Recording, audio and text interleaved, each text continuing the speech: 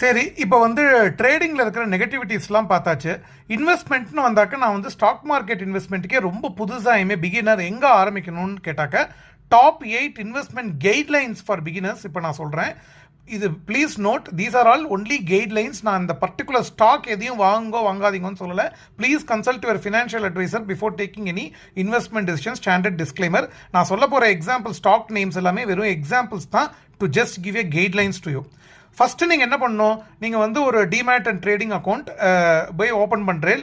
ஜீரோதா மாதிரியான ப்ரோக்கரேஜ்லையோ இல்லை வந்து ஐசிஐசிஐ டைரக்ட், ஹெச்டிஎஃப்சி செக்யூரிட்டிஸ் எதுலையோ போய் ஓப்பன் பண்ணுறேன். ஓப்பன் பண்ணதுக்கப்புறம் நீங்கள் இன்வெஸ்ட்மெண்ட் ஸ்டார்ட் பண்ணும்போது please start with blue chip stocks. Blue chip ஸ்டாக்ஸ்னால் என்ன, நீங்கள் பெருசாக அனாலிசிஸ், டெக்னிக்கல் அனாலிசிஸ், ஃபண்டமெண்டல் அனாலிசிஸ்லாம் பண்ணக்கூட வேண்டாம்.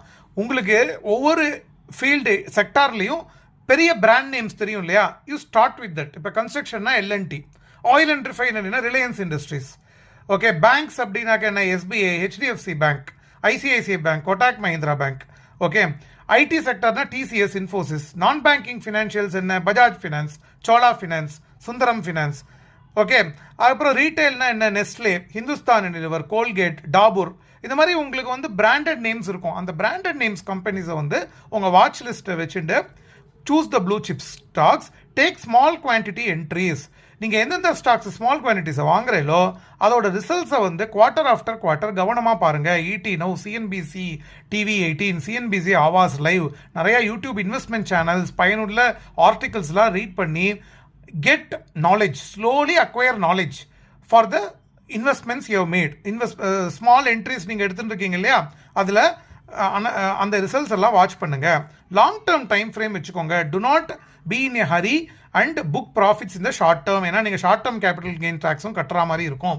ரீஇன்வெஸ்ட் த டிவிடெண்ட்ஸ். டிவிடெண்ட் வந்ததுனாக்க அதை திருப்பியும் வந்து ரீஇன்வெஸ்ட்மெண்ட் பண்ணுங்க. சிஸ்டமேட்டிக் இன்வெஸ்ட்மெண்ட் பிளான் பாருங்க.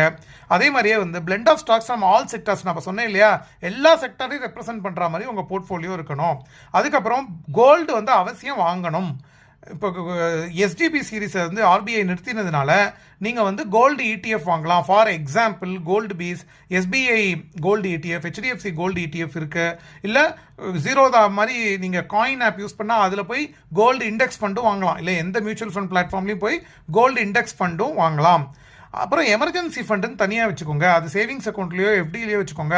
அதை வந்து பிரேக் பண்ணுற மாதிரி இருக்கணும். இந்த இன்வெஸ்ட்மெண்ட்டை டிஸ்டர்ப் பண்ணாமல் இருக்கணும். காம்பவுண்டிங் பெனிஃபிட் வரா மாதிரி நீங்கள் லாங் டேர்ம்க்கு ஒரு அதாவது ஒரு 3 இயர்ஸ் ஹொரிசானுக்கு தான் நீங்கள் இன்வெஸ்ட்மெண்ட்ஸை பார்க்கணும். சர்ப்ளஸ் ஃபண்டை மாத்திரம் இன்வெஸ்ட் பண்ணுங்கள். இந்த மாதிரி நீங்கள் கடைபிடிச்சிங்க அப்படின்னாக்க you will succeed in your investment journey. Good luck.